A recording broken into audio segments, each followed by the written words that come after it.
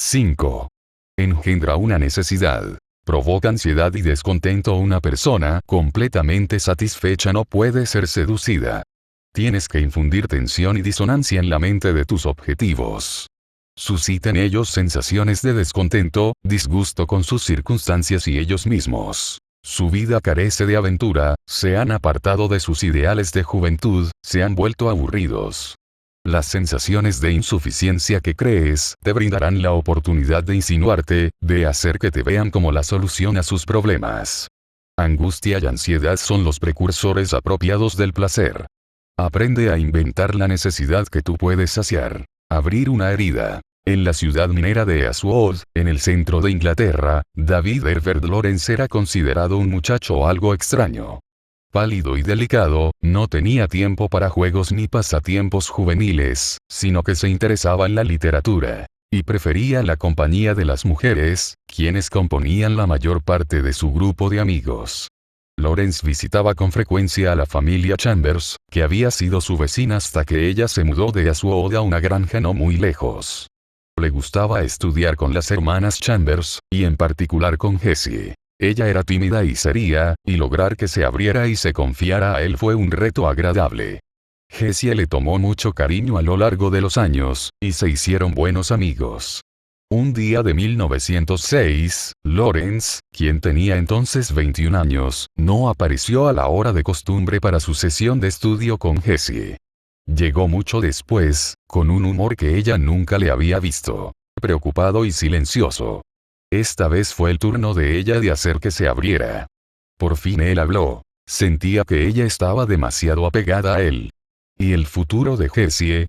¿Con quién se casaría? Sin duda no con él, dijo Lawrence, porque solo eran amigos. Pero era injusto que él le impidiera tratar a otros. Desde luego que debían seguir siendo amigos y conversando, aunque quizá con menor frecuencia. Cuando él terminó y se fue, ella sintió un extraño vacío.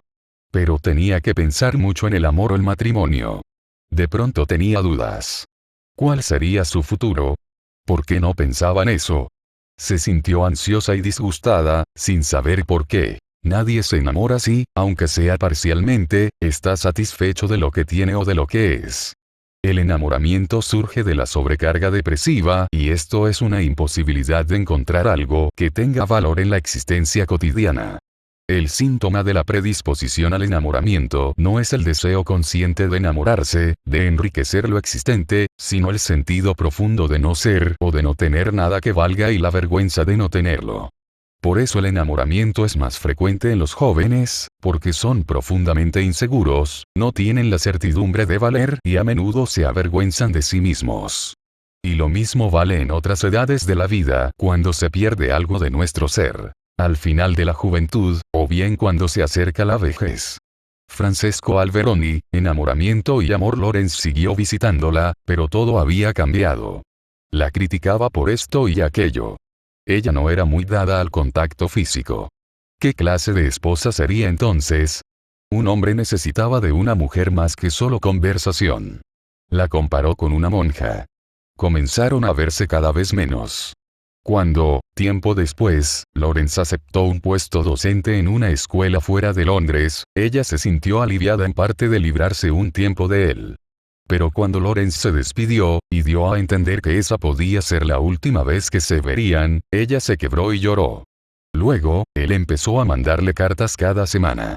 Le escribía de las mujeres con las que salía. Tal vez una de ellas sería su esposa. Más tarde, a instancias de él, ella lo visitó en Londres. Se entendieron bien, como en los viejos tiempos, pero él seguía fastidiándola con su futuro, removiendo la antigua herida. En Navidad Jessie estaba de regreso en Aswood, y cuando él la visitó parecía jubiloso. Había decidido casarse con ella, quien le había atraído desde siempre. Debían mantenerlo en secreto un tiempo. Aunque la carrera literaria de Lawrence ya despegaba, su primera novela estaba a punto de publicarse, necesitaba reunir más dinero. Tomada por sorpresa con ese súbito anuncio, y rebosante de felicidad, Jessie accedió a todo, y se hicieron amantes. Pronto, sin embargo, se repitió la ya conocida pauta. Críticas, rompimientos, anuncios de que él se había comprometido con otra.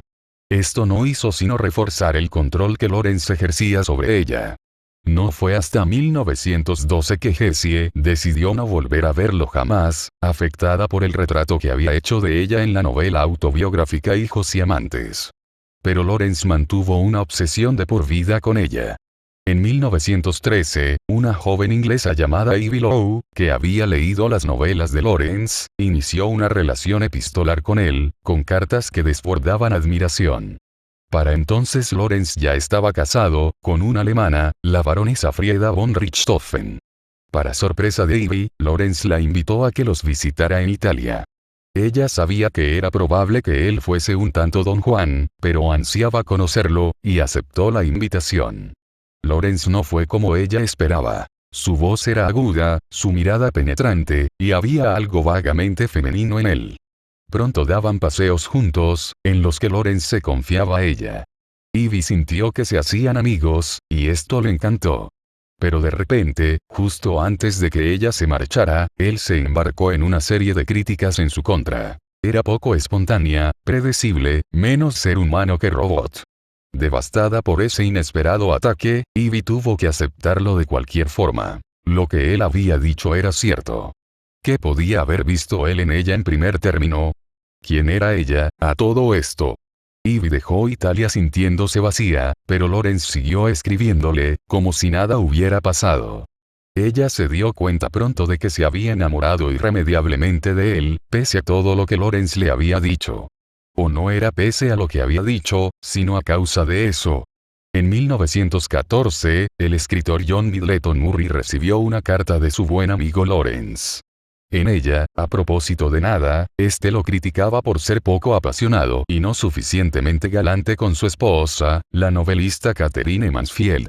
Middleton Murry escribiría después: jamás había sentido por un hombre lo que la carta de Lawrence me hizo sentir por él. Era algo nuevo, único, en mi experiencia. Y seguiría siendo único. Sintió que bajo las críticas de Lawrence había una rara especie de afecto. En lo sucesivo, cada vez que veía a Lawrence sentía una extraña atracción física que no podía explicar. ¿Pero qué? Le respondí, ¿es que Eros es mortal? De ninguna manera. Pero, en fin, Diótima, dime qué es. Es, como dije antes, una cosa intermedia entre lo mortal y lo inmortal. ¿Pero qué es por último? Un gran demonio, Sócrates. Porque todo demonio ocupa un lugar intermedio entre los dioses y los hombres. ¿A qué padres debe su nacimiento? Pregunté a Diótima. Voy a decírtelo, respondió ella, aunque la historia es larga. Cuando el nacimiento de Afrodita, hubo entre los dioses un gran festín, en el que se encontraba, entre otros, Poros Abundancia, hijo de Metis. Después de la comida, Peña Pobreza se puso a la puerta, para mendigar algunos desperdicios. En este momento, Poros, embriagado con el néctar, porque aún no se hacía uso del vino, salió de la sala, y entró en el jardín de Zeus, donde el sueño no tardó en cerrar sus cargados ojos. Entonces, Peña, estrechada por su estado de penuria, se propuso tener un hijo de Poros. Fue a acostarse con él, y se hizo madre de Eros. Por esta razón, Eros se hizo el compañero y servidor de Afrodita, porque fue concebido el mismo día en que ella nació. Además de que el amor ama naturalmente la belleza, y Afrodita es bella. Y ahora, como hijo de Poros y de Peña, he aquí cuál fue su herencia.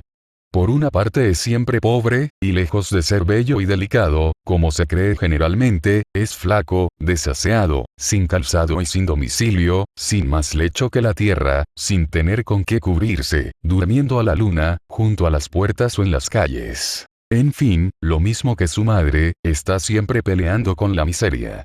Pero, por otra parte, según el natural de su padre, siempre está a la pista de lo que es bello y bueno, es varonil, atrevido, perseverante, cazador hábil. Platón, El Simposio. Interpretación. El número de mujeres, y de hombres, que cayeron bajo el hechizo de Lawrence es pasmoso, tomando en cuenta lo desagradable que podía ser. En casi cada caso la relación comenzaba en amistad, con conversaciones francas, intercambio de confidencias, un vínculo espiritual. Luego, invariablemente, él arremetía de pronto contra ellos, expresando crueles críticas personales. Para entonces los conocía bien, y las críticas solían ser acertadas, y tocar una fibra sensible. De modo inevitable, esto detonaba confusión en sus víctimas, y una sensación de ansiedad, de que algo en ellas estaba mal. Violentamente despojadas de su usual sensación de normalidad, se sentían divididas en su interior. Con una mitad de su mente se preguntaban por qué él hacía eso, y pensaban que era injusto. Con la otra, creían que todo era cierto. Luego, en esos momentos de desconfianza de sí mismas, recibían una carta o visita de él, en la que Lorenz se mostraba tan encantador como antes. Para ese momento, sus víctimas lo veían de otra forma. Para ese momento, ellas eran débiles y vulnerables, estaban en necesidad de algo. Él, en cambio, parecía muy fuerte. Para ese momento, él las atraía, y los sentimientos de amistad se convertían en afecto y deseo. Una vez que ellas se sentían inseguras de sí mismas, eran susceptibles a enamorarse. El Dios hizo la separación, y la hizo lo mismo que cuando se cortan huevos para salarlos, o como cuando con un cabello se los divide en dos partes iguales. Y cada mitad hacía esfuerzos para encontrar la otra mitad de que había sido separada. De aquí procede el amor que tenemos naturalmente los unos a los otros. Él nos recuerda nuestra naturaleza primitiva y hace esfuerzos para reunir las dos mitades y para restablecernos en nuestra antigua perfección. Discurso de Aristófanes en el Simposio de Platón. La mayoría de nosotros nos protegemos de la rudeza de la vida sucumbiendo a rutinas y pautas, cerrándonos a los demás. Pero bajo esos hábitos hay una inmensa sensación de inseguridad y defensividad. Sentimos como si en realidad no estuviéramos viva. El seductor debe remover esa herida y llevar a la conciencia plena esas ideas semiconscientes. Esto era lo que Lorenz hacía. Sus golpes repentinos, brutalmente inesperados, herían a la gente en su punto débil.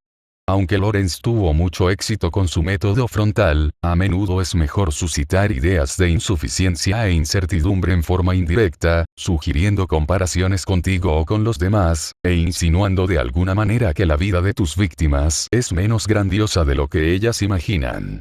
Debes lograr que se sientan en guerra consigo mismas, desgarradas en dos direcciones, y ansiosas por eso. La ansiedad, una sensación de carencia y necesidad, es el antecedente de todo deseo. Estas sacudidas en la mente de tu víctima dejan espacio para que tú insinúes tu veneno, el llamado de aventura o realización de las sirenas, que la hará seguirte a tu telaraña. Sin ansiedad y sensación de carencia no puede haber seducción. Deseo y amor tienen por objeto cosas o cualidades que un hombre no posee de momento, sino de las que carece. Sócrates. Claves para la seducción. Toda usamos una máscara en sociedad. Fingimos ser más segura de nosotras misma de lo que somos. No queremos que los demás se asomen a ese ser desconfiado en nosotras En verdad, nuestro ego y personalidad son mucho más frágiles de lo que parecen. Encubren sentimientos de confusión y vacío. Como seductora nunca confundas la apariencia de una persona con la realidad. La gente siempre es susceptible de ser seducida, porque de hecho toda carecemos de la sensación de plenitud, sentimos que en el fondo algo nos falta. Saca a la superficie las dudas y ansiedades de la gente y podrás conducirla e inducirla a seguirte. Nadie podrá verte como alguien por seguir o de quien enamorarse a menos que antes reflexione en sí misma y en lo que le falta. Para que la seducción pueda darse, debes poner un espejo frente a los demás en el que vislumbren su vacío interior. Conscientes de una carencia, podrán entonces concentrarse en ti como la persona capaz de llenar ese vacío. Recuerda, la mayoría somos perezosos. Aliviar nuestra sensación de aburrimiento o insuficiencia implica mucho esfuerzo. Dejar que alguien lo haga es más fácil y emocionante. El deseo de que alguien llene nuestro vacío es la debilidad que toda seductor aprovechan. Haz que la gente se sienta ansiosa por el futuro, que se deprima, que cuestione su identidad, que sienta el tedio que corroe su vida. El terreno está listo. Las semillas de la seducción pueden ser sembradas. Don Juan. ¿A qué debo, preciosa, tan grato encuentro? ¿Cómo? En estos lugares campestres, entre estos árboles y esas rocas, encuentra uno personas hechas como vos. Carlota. Ya veis, señor. Don Juan. ¿Sois de esta aldea? Carlota. Sí, señor. Don Juan. ¿Y os llamáis? Carlota. Carlota, para serviros. Don Juan. Ah, qué bella personita y cuán penetrantes son sus ojos. Carlota. Señor, me ponéis colorada. Don Juan. Bueno. Decidme, bella Carlota. No estaréis casada, ¿verdad? Carlota. No, señor. Mas lo estaré pronto con Perico, el hijo de mi vecina Simona. Don Juan. ¿Cómo? ¿Una persona como vos va a ser la mujer de un simple aldeano? No, no. Sería profanar tantas bellezas, y no habéis nacido para permanecer en una aldea. Merecéis, sin duda, mejor fortuna, y el cielo, que lo sabe, me ha traído aquí exclusivamente para impedir ese casamiento y hacer justicia a vuestros encantos, ya que, en fin, bella Carlota, os amo con todo mi corazón, y solo de vos dependerá que os saque de este miserable lugar y os coloque en la situación en que merecéis estar. Este amor es muy rápido, sin duda. ¿Pero qué? Esto es efecto, Carlota, de vuestra gran belleza. A vos se os ama en un cuarto de hora más de lo que se amaría a otra en 6 meses. Moliere, Don Juan el convidado de piedra en el simposio de Platón, el más antiguo tratado occidental sobre el amor, y un texto que ha tenido una influencia determinante en nuestras ideas acerca del deseo, la cortesana Dióctima explica a Sócrates el origen de Eros, el dios del amor. El padre de Eros fue ingenio, o astucia, y su madre pobreza, o necesidad. Eros salió a ellos. Está en constante necesidad, y se las ingenia incesantemente para satisfacerla. Como Dios del amor, sabe que éste no puede inducirse en otra persona menos que ella también se sienta necesitada. Y eso es lo que hacen las flechas. Al traspasar el cuerpo de un individuo, le hacen experimentar una carencia, un dolor, una ansia. Esta es la esencia de tu tarea como seductora arroba. Al igual que Eros, debes producir una herida en tu víctima, orientándote a su punto débil, la grieta en su autoestima.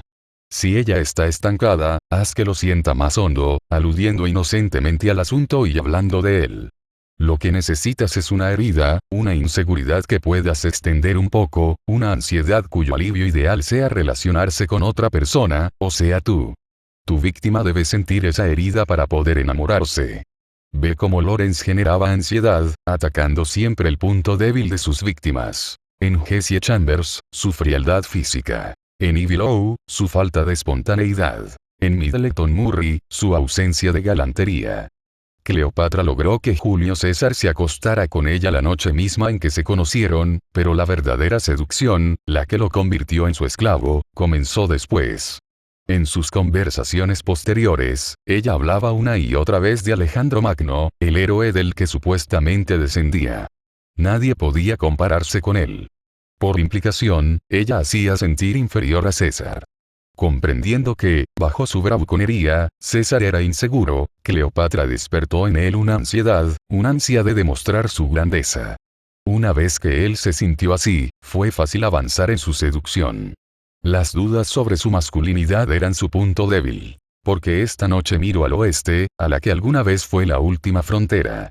Desde el territorio que se tiende 5000 kilómetros tras de mí, los pioneros buscadores de oro renunciaron a su seguridad, a su confort y a veces incluso a su vida, para construir un nuevo mundo en el oeste. No cayeron cautivos de sus dudas, no fueron reos de su precio. Su lema no fue cada cual para sí, sino todos por la causa común. Decidieron que ese nuevo mundo sería fuerte y libre, que vencerían sus peligros y penalidades, que conquistarían a los enemigos que amenazaban dentro y fuera. Hoy algunos dirían que esas luchas ya han concluido, que todos los horizontes han sido explorados, que se han ganado todas las batallas, que ya no existe una frontera estadounidense. Pero confío en que nadie en esta vasta asamblea esté de acuerdo con esa opinión. Les aseguro que la nueva frontera está aquí, la busquemos o no. Sería más fácil retroceder de esa frontera, mirar hacia la segura mediocridad del pasado, dejarse arrullar por las buenas intenciones y la retórica elevada. Y los que prefieran ese curso, no deberían votar por mí, más allá del partido. Pero creo que estos tiempos exigen invención, innovación, imaginación, decisión. Pido a cada uno de ustedes que sea un nuevo pionero de esa nueva frontera. Mi llamado se dirige a los jóvenes de corazón, sea cual sea su edad. John F. Kennedy, discurso de aceptación como candidato presidencial del Partido Demócrata, citado en John Ellman, La obsesión por Kennedy. El mito estadounidense de JFK asesinado César, Cleopatra volvió la mirada a Marco Antonio, uno de los sucesores de aquel en la conducción de Roma. Marco Antonio adoraba el placer y el espectáculo, y sus gustos eran burdos. Ella apareció ante él primeramente en su barcaza real, y luego le dio de beber y comer, y motivos de celebración. Todo esto perseguía hacerle ver a Marco Antonio la superioridad del modo de vida egipcio sobre el romano, al menos en lo relativo al placer. Los romanos eran aburridos y poco sofisticados en comparación. Y una vez que a Marco Antonio se le hizo sentir cuánto se perdía al pasar tiempo con sus soldados insulsos y su matronal esposa romana, fue posible que viera a Cleopatra como la encarnación de todo lo excitante. Se volvió su esclavo. Este es el atractivo de lo exótico. En tu papel de seductor intenta ubicarte como procedente de fuera, una extraña por así decirlo. Representas el cambio, la diferencia, un quiebre de rutinas. Haz sentir a tus víctimas que, en comparación, su vida es aburrida, y sus amigas menos interesantes de lo que creían. Lawrence hacía que sus blancos se sintieran personalmente insuficientes. Si te es difícil ser tan brutal, concéntrate en sus amigas sus circunstancias, lo externo de su vida. Hay muchas leyendas sobre Don Juan, pero a menudo lo describen seduciendo a una muchacha de pueblo con el truco de hacerle sentir que su vida es horriblemente provinciana. Él, entre tanto, viste prendas destellantes y tiene un porte aristocrático. Extraño y exótico, siempre es de otra parte. Ella siente primero el aburrimiento de su vida, y luego lo ve a él como su salvación. Recuerda. La gente prefiere sentir que si su vida carece de interés, no es por ella, sino por sus circunstancias, las insípidas personas que conoce, la ciudad donde nació. Una vez que le hagas sentir el atractivo de lo exótico, la seducción será fácil. Otra área endiabladamente seductora por atacar es el pasado de la víctima.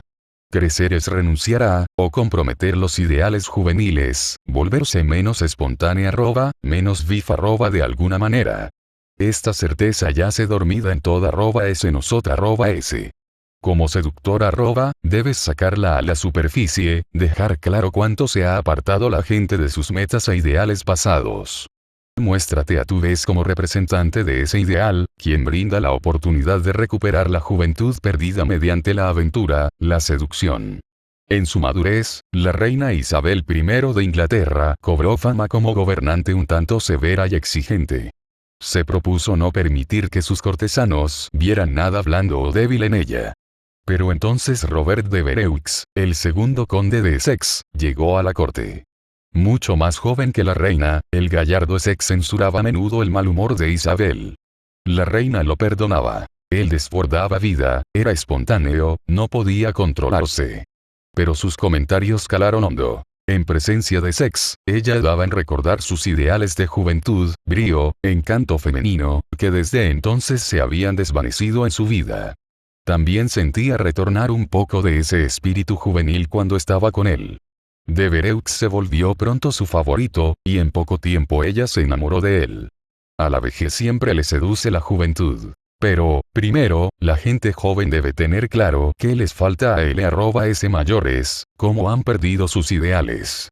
Solo entonces última sentirán que la presencia de jóvenes habrá de permitirles recuperar esa chispa, el espíritu rebelde que la edad y la sociedad han conspirado por reprimir. El ritmo normal de la vida oscila en general entre una moderada satisfacción con uno mismo y una leve incomodidad, originada en el conocimiento de las deficiencias personales. Quisiéramos ser tan apuestos, jóvenes, fuertes o listos como nuestros conocidos. Quisiéramos poder lograr tanto como ellos, anhelar similares ventajas, posiciones, el mismo éxito o mayor.